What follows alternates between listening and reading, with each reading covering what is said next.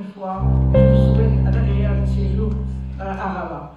À tous les participants aussi, je souhaite Cette rencontre est autour de la transformation de l'éducation en Afrique. Et nous savons tous à quel point la transformation de l'éducation en Afrique est une priorité, parce que l'éducation est au centre de tout le développement. On ne peut pas concevoir un développement pour les pays africains sans que l'éducation soit centrale.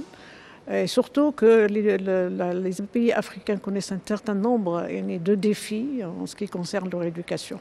Mais la particularité de cette rencontre, c'est qu'elle rassemble les représentants de plusieurs institutions, disons, qui sont similaires à la nôtre, qui est le Conseil supérieur de l'éducation, formation et de la recherche scientifique.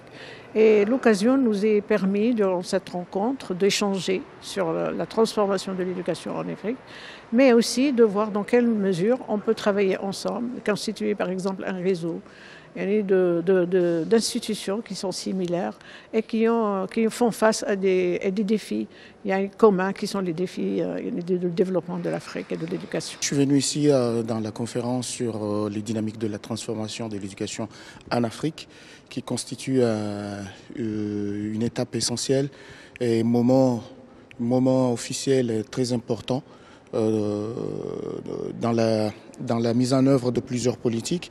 Ici, on sait très bien que d'une manière générale, l'Afrique traverse des crises et elle est appelée à relever pas mal de défis. Premièrement, le défi concernant l'éducation dans sa transformation en profondeur, ce qui est vraiment important pour tous les pays africains. Et le Maroc présente ici un modèle assez pertinent, des modalités à suivre. Avec le Conseil supérieur de l'éducation, on est ici, on est très bien accueillis. On partage des expériences et au fur et à mesure, pendant 2 jours, on va essayer de partager ces expériences afin de relever pas mal de défis qui sont cruciaux pour l'avenir de l'éducation en Afrique. Donc le Comore ne peut pas être en marge de cette dynamique-là, de ces avancées-là.